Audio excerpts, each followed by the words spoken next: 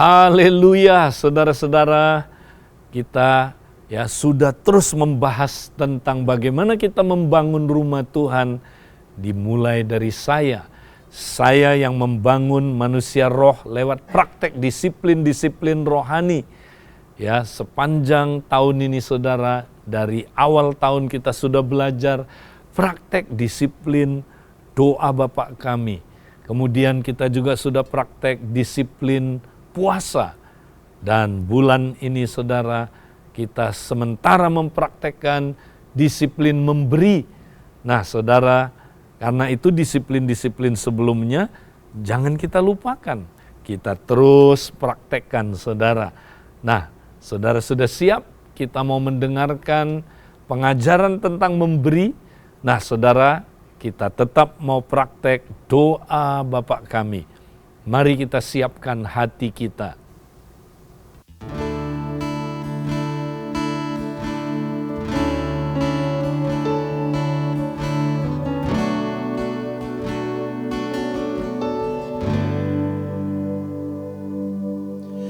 Dalam kasih-Mu Kau ubahkanku layakkan seluruh hidupku.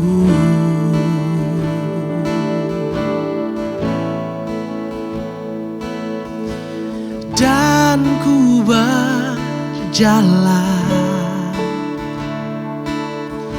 semakin dekat, menghampiri tata kasih karunia-Mu. Ku tenggelam di dalam kasih-Mu, menyelami isi hatimu, untuk mengerti rencana-Mu di atas hidupku.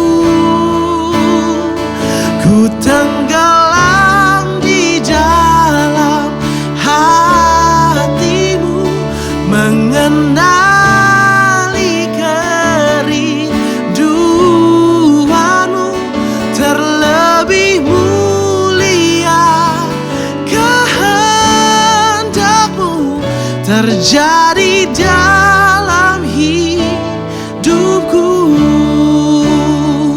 terlebih mulia kehendak-Mu terjadi dalam hidupku.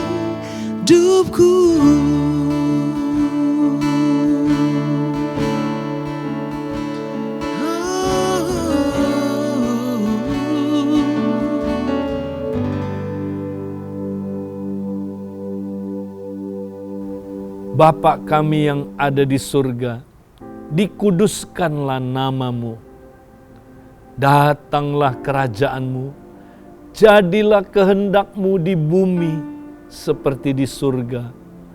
Berilah pada hari ini makanan kami yang secukupnya, dan ampunilah kesalahan kami seperti kami mengampuni orang yang bersalah kepada kami. Dan janganlah membawa kami ke dalam pencobaan, tetapi lepaskanlah kami dari yang jahat. Karena Engkaulah yang empunya kerajaan dan kuasa dan kemuliaan sampai selama-lamanya. Amin. Nah saudara, setelah kita praktek doa Bapa kami, ini waktunya kita mau mendengarkan pengajaran tentang memberi. Nah saudara, hari ini saya mau mengajak saudara mempelajari tentang bagaimana kita harus saling memberi antara anggota tubuh Kristus. Nah saudara, ketika revival terjadi, maka jemaat itu, saudaraku, digerakkan oleh Roh Kudus karena kasih. Mereka saling memberkati, saling memberi, khususnya memberi kepada orang-orang yang berkekurangan. Nah, ketika saudaraku aniaya datang pada gereja mula-mula, di Kisah pasal 3, pemimpin-pemimpin mulai dianiaya. Kemudian saudaraku di pasal 4 mereka berdoa bersama-sama. Ya, dan apa yang terjadi? Lawatan Roh Kudus ya melanda mereka, menjamah mereka, sehingga mereka, saudaraku, ya dipenuhi dengan Roh Kudus dan semakin berani memberitakan Injil, dan mujizat-mujizat semakin dahsyat ya didemonstrasikan oleh pemimpin-pemimpin waktu itu. Nah, saya mau bacakan, saudaraku, dikatakan pada waktu itu, saudara, ya pada waktu mereka, saudara, dipenuhi dengan Roh Kudus, di dalam Kisah Rasul pasal yang keempat, kalau saudara baca di dalam, saudara, ya ayat yang ke-32, kita lihat, saudara, ya Kisah Rasul pasal yang keempat ayat 32, adapun kumpulan orang yang telah percaya itu, mereka sehati dan sejiwa, dan tidak seorang pun yang berkata bahwa sesuatu dari kepunyaannya adalah miliknya sendiri, tetapi segala sesuatu adalah kepunyaan mereka bersama. Ayat 33, dan dengan kuasa yang besar, rasul-rasul memberi kesaksian tentang kebangkitan Tuhan Yesus, dan mereka semua, sekali lagi, dan mereka semua hidup dalam kasih karunia yang melimpah-limpah. Wow, ketika Roh Kudus melawat gerejanya, saudara, ya gerejanya, saudaraku, itu akan ada, saudara, terobosan dalam keuangan yang lebih dari sebelumnya. Saudara, ketika Roh Kudus menjamah gereja mula-mula, waktu di Kisah 2, hanya sebagian yang memberikan keuangan kepada orang-orang yang membutuhkan, saudara. Tapi di dalam Kisah 4, setelah mereka dipenuhi dengan Roh Kudus, dijamah, dilawat oleh Roh Kudus, terjadi terobosan yang lebih lagi.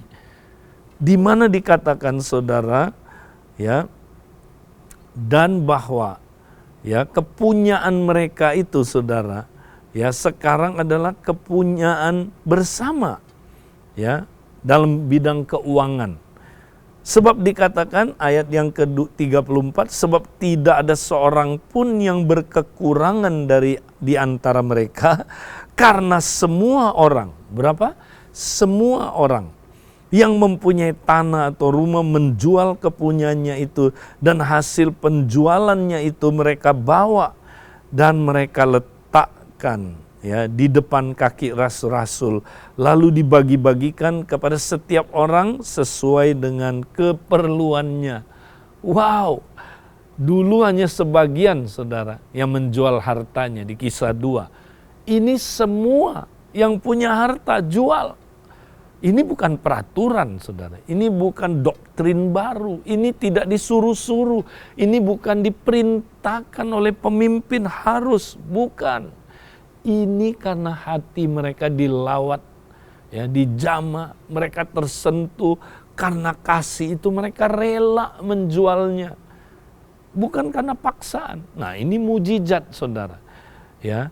Jadi, saudara, ketika ada lawatan Tuhan, ya, pasti kita ingin menolong saudara kita yang punya keperluan-keperluan, yang sedang susah, yang sedang punya need.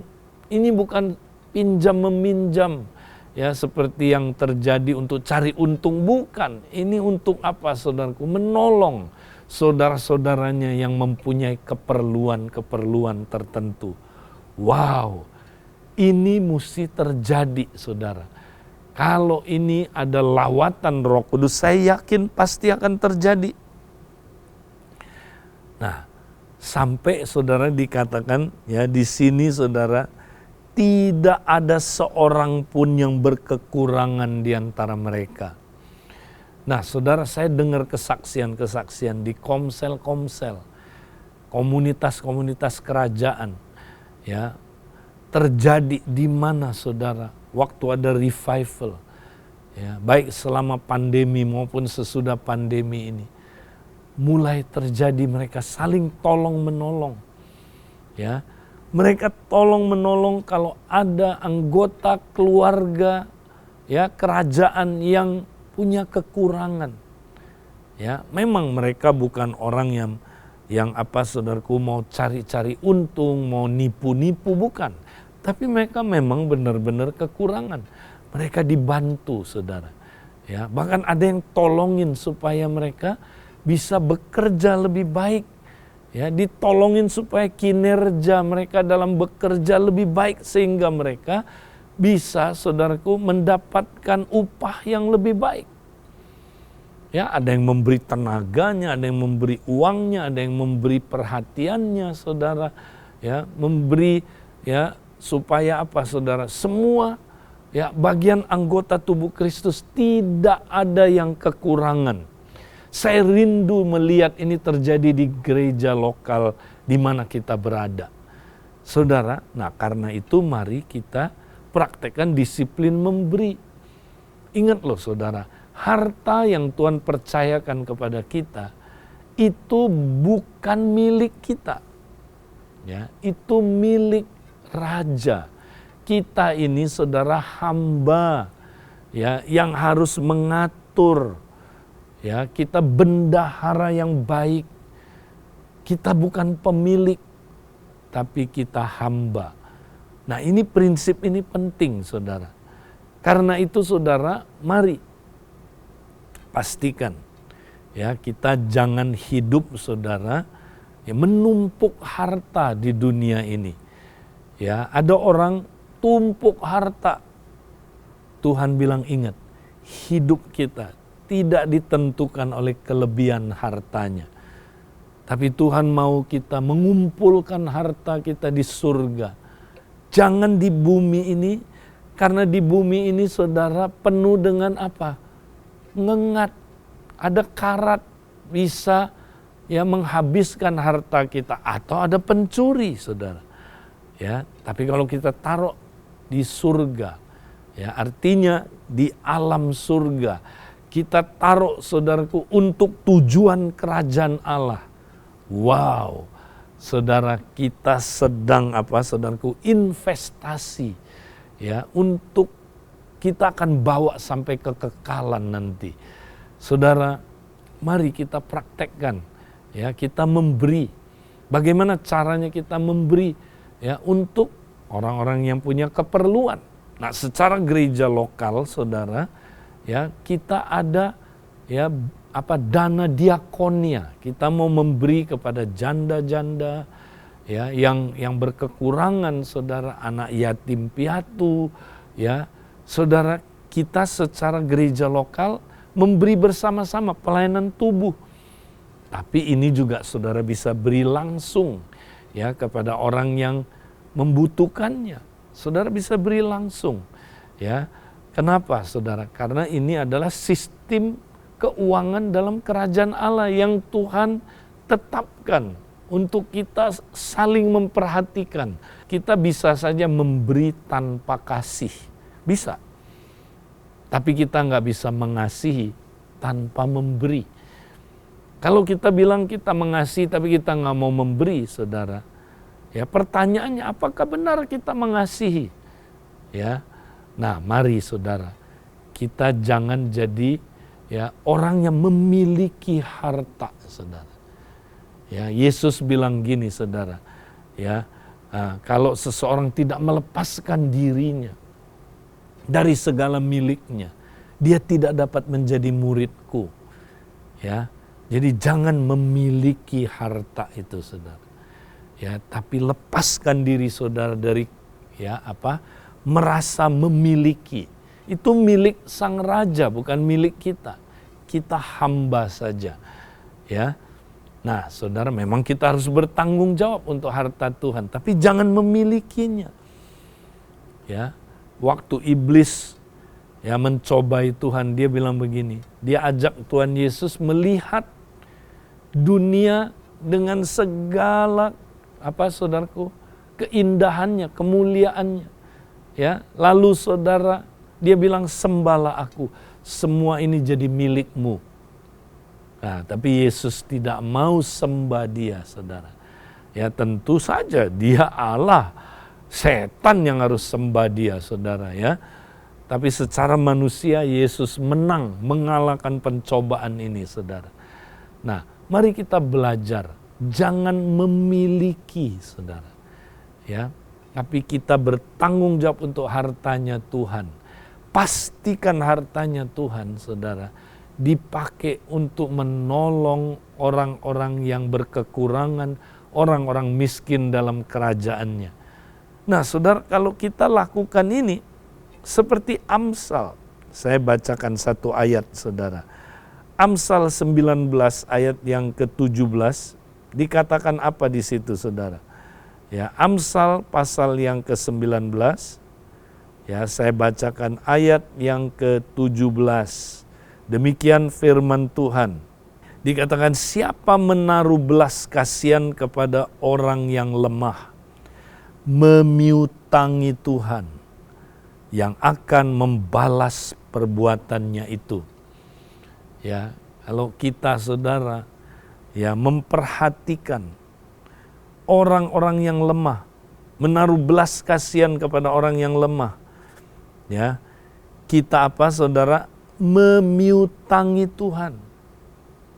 Tahu, kita membuat Tuhan merasa berhutang, ya, artinya segala sesuatu kan milik Tuhan. Tapi kalau kita, saudara, memberi kepada orang miskin, orang yang ya punya kebutuhan, ya, Tuhan saudaraku, pasti akan, saudara, membalasnya. Dikatakan membalas perbuatan kita itu, ya, walaupun ini, ya, tidak boleh menjadi motif kita. Kalau kita beribadah kepada Tuhan, bukan supaya kita cari untung. Karena ibadah nggak boleh, saudaraku, sebagai saudara? Motifnya untuk cari untung, nggak boleh. Tapi, saudara, kalau saudara memberi tulus, ya, ingat, saudara, Tuhan pasti membalas perbuatan orang yang melakukan seperti ini. Ya, saya melihat, saudara, kalau kita beri dulu, ya, saya ingat, saudara, jemaat Abalov LA, waktu mereka nggak punya gedung, saudara, ya, mereka memberi buat saudara? Buat orang-orang miskin, gereja di pedalaman, ya, di Brasil. Saya ingat itu, saudara, gereja di Brasil yang nggak punya gedung, ada di itu, saudara, tempat daerah orang slum area. Ya, orang yang saudaraku, ya, nggak punya apa-apa di situ, ya, seperti tempat tumpukan sampah. Mereka nggak punya gedung ibadah. Ya, jemaat Abalov LA ini memberi buat mereka supaya mereka bisa bangun bangunan sementara, bisa ada tempat ibadah di situ. Padahal mereka sendiri nggak punya tempat ibadah. Mereka minjem, saudara, 18 tahun keliling, ya, nomaden, ya, tapi karena mereka memberi untuk orang miskin yang nggak mampu ini, saudara, puji Tuhan, tahun ini, ya, Tuhan memberikan kesempatan, saudara, mereka bisa mempunyai tempat ibadah sendiri. Haleluya, ya. Nah, memang ini belum semuanya, saudaraku, ya, lunas dibayar, tapi, saudaraku, ya, on the way, Tuhan akan memenuhi, ya, memenuhi semua, saudaraku, yang mereka perlukan untuk mereka punya gedung juga untuk bisa beribadah. Mari, saudara, kita semangat melakukan ini. Ya, saya ingat, saudaraku, ya, kalau kita, ya, betul-betul memperhatikan orang miskin, saudara, ya, memperhatikan orang-orang yang susah, Tuhan juga akan, saudara, membalasnya kepada kita. Ya, ada banyak kesaksian-kesaksian, saudara. Ya, nah, saya ingat satu kali istri saya lagi khotbah di Rusia, saudara. Ya, tiba-tiba habis khotbah, saudara. Ya, datang seorang ibu. Ya, dia datang, dia bawa uang, saudara, di tangannya. Dia kasih ke tangannya istri saya. Dia bilang, "Bu, khotbah ibu menyelamatkan saya hari ini." "Hah? Kenapa?" Ya, dia bilang gini, "Kami ya sebenarnya punya problem yang berat sekali. Ya, kami sebenarnya hari ini ya cuma punya uang terbatas. Ya, karena problem yang berat, saya datangi semua anak-anak kami dan kami bilang, hari ini setelah kita makan makanan yang terakhir ini, kita akan sama-sama bunuh diri. Ya, kita sama-sama akan minum racun, mengakhiri hidup kita sama-sama." Mereka udah bikin keputusan.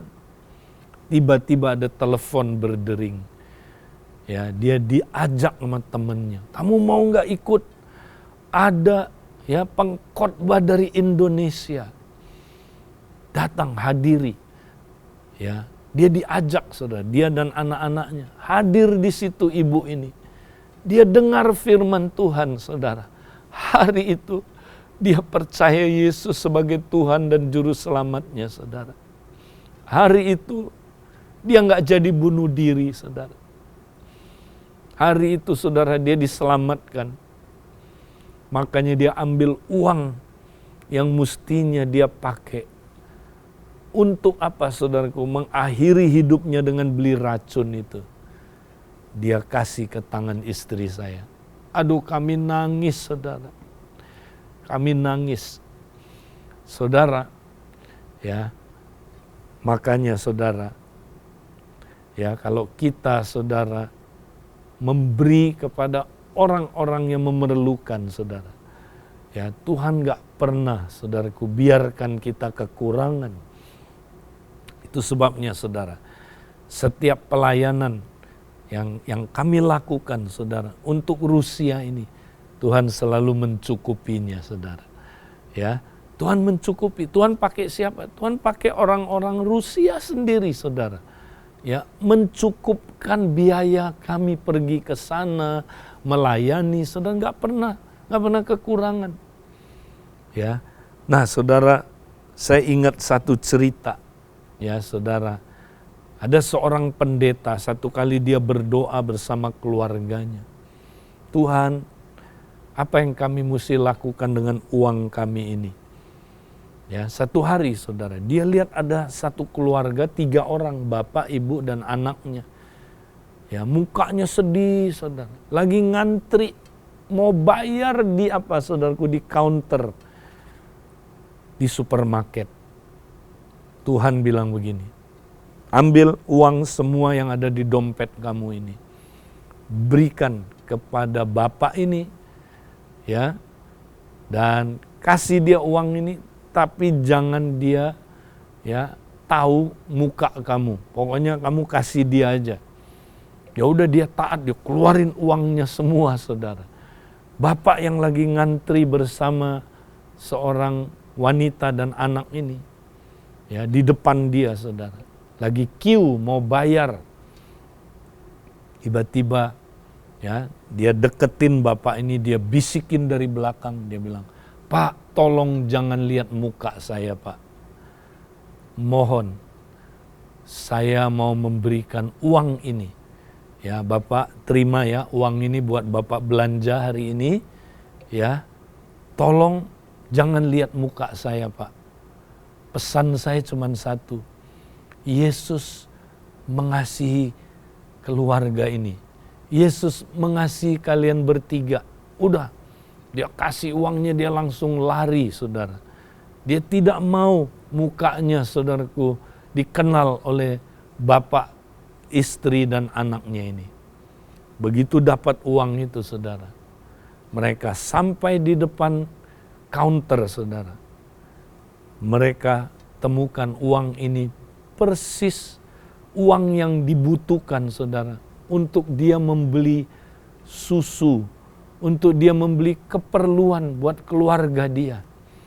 Saudara-saudara, Ya, ternyata keluarga ini saudara, hari itu saudara, dia begitu putus asa karena nggak punya apa-apa saudaraku, nggak punya uang, nggak punya apa-apa saudara. Ya, dan sementara mereka punya anak kecil ini saudara, yang perlu minum susu. Dan mereka, ya saudara, sudah berkata, begitu susah hidup. Ya udah, ya mereka pergi saudara ke supermarket itu, mereka anggap hari itu hari terakhir.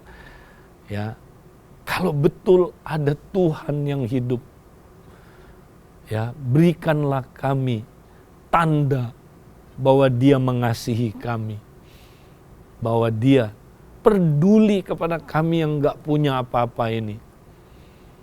Ya, ternyata saudara, ada orang yang ngomong, ini dari Tuhan. Tuhan Yesus mengasihi kamu. Jangan lihat kami siapa. Nah, hari itu saudara, keluarga ini, suami, istri, dan anak ini, mereka pergi saudaraku, ya ke tempat di mana sebenarnya mereka memutuskan mau bunuh diri, saudara. Di situ mereka menangis berjam-jam, saudara. Ya, bahwa ada Allah yang memperhatikan mereka, namanya Yesus. Pulang dari tempat itu, saudara, mereka pergi nyetir, saudara. Ya, mereka lihat sign di jalanan, saudara. Jesus loves you. Mereka mampir ke gereja itu, saudara. Mereka bukan orang Kristen, mereka masuk ke dalam, saudara. Dan disitulah mereka dijamah Tuhan, saudara. Dan mereka menyerahkan hidupnya kepada Tuhan. Dan mereka diselamatkan. Beberapa tahun kemudian, saudara, ya, ketika mereka sedang ibadah di gereja itu, datanglah seorang hamba Tuhan. Dia berkhotbah. Hamba Tuhan ini, saudara, menceritakan pengalaman itu. Kami satu kali, ya kami juga nggak punya banyak uang, ya tapi kami disuruh Tuhan taat aja, beri kepada 3 orang ini yang sedang ngantri, ya untuk bayar, ya untuk kebutuhan pokoknya. Kami beri, kami nggak tahu apa yang terjadi pada orang ini, katanya. Habis khotbah, saudara, ya pendeta ini didatangilah sama 3 orang ini, saudara. Pak, yang Bapak beri itu ada di sini, itulah kami. Karena Bapak memberi itulah kami dijamah Tuhan dan kami diselamatkan. Kami jadi orang percaya karena pemberian Bapak itu. Terima kasih Bapak sudah taat kepada Tuhan. Nah, saudara, mari kita mau, saudaraku, melakukan pekerjaan amanat agungnya. Si banyak jiwa-jiwa yang saudaraku membutuhkan. Mari, ya, kita memberi. Kita juga memberi sesama anggota tubuh Kristus, saling memberi, ya, sehingga tidak ada yang kekurangan di dalam rumah Tuhan. Saudara mau tetap semangat? Mari, saudara. Kita jangan lupa, kita mau praktek disiplin memberi. Memberi perpuluhan, memberi untuk misi, memberi untuk sesama kita, saudara. Ya, sehingga lewat ini kita akan lihat, saudaraku, revival terjadi di tengah-tengah kita. Tuhan memberkati saudara. Amin.